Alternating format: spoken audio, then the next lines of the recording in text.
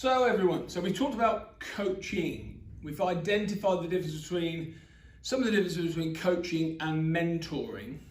What we're going to look at now is the process. So actually we get ourselves a coachee, we get a situation where we can do some coaching.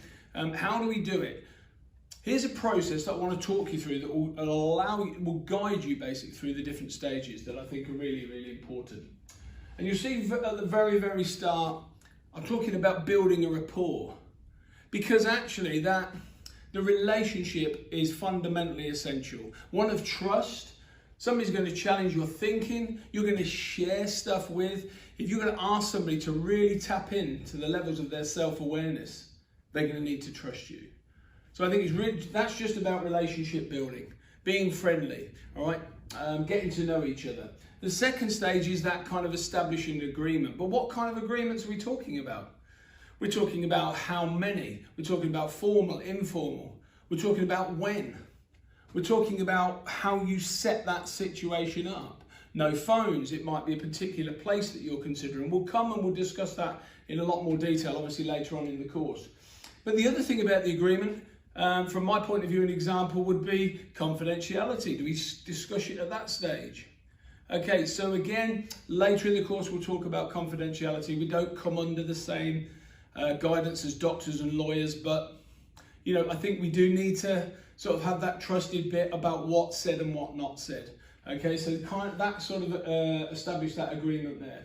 Then, in the very early stages, we're going to talk about setting some goals. What's the purpose of a goal? Well, it will give us direction. It will allow us to hone our efforts. It will allow us to be purposeful in what we do. It will allow us to ultimately review the success of any chosen action plan. So help people to establish goals. That can be, we could be talking about the goals of the session, as in raise some awareness, create some thinking, establish some understanding in a particular area. It might be the goals that you're going to set by the end of a set of 3 sessions. Or it might be the very, very early stages, establishing a long-term goal, something that's 2 or 3 years away. Okay?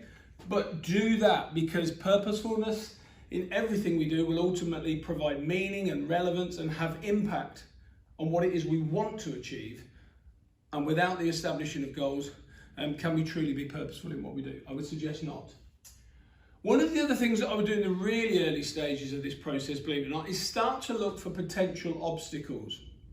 Now, in other language, I work with a lot of people that call these excuses, or a reason to stop, or a reason why I couldn't do stuff. I don't want excuses. All right? What I do accept is there will be obstacles. There will be things along the way that will make it very challenging for you. There'll be reasons why you probably test whether you want to achieve this.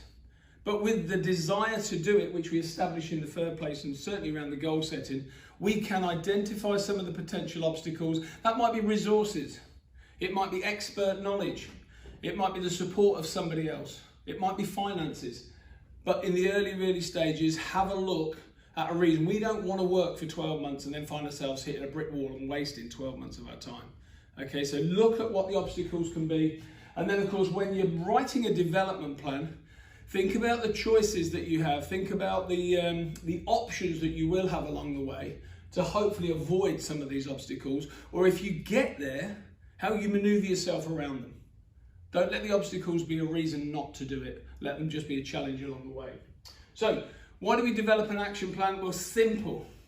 I don't know. I've worked with a lot of people in a lot of areas of life in terms of developing something or a performance or achieving success. And I know of no single person, I literally don't, that just stumbled across greatness. That wasn't easy to say, was it? Stumble across greatness. I tell you what they do, it's carefully thought out. And there's an action plan where we schedule activities and we choose how to do stuff and what days. The other thing about the action plan, of course, is that you need to create points of where you will assess the progress. Ultimately, success will be defined on the end date. Did we achieve it or didn't we achieve it? But actually, let's not wait for 12 months' time and go, we didn't do it. Because we would know long before that. If we review our action plan at strategic points, whether that be twice a year, whether that be 4 times a year, whether it be every 6 weeks. All right? We can find out whether the action plan's working and we are on track. Or maybe we're not on track and we need to review how we're choosing to do things. But it's really, really important to assess your progress. Now, of course, we're going to have a practice of this, working in twos, and we're going to have a look at something for yourself so we can start to kind of understand the language of how we work through this process. Okay, let's get on with that.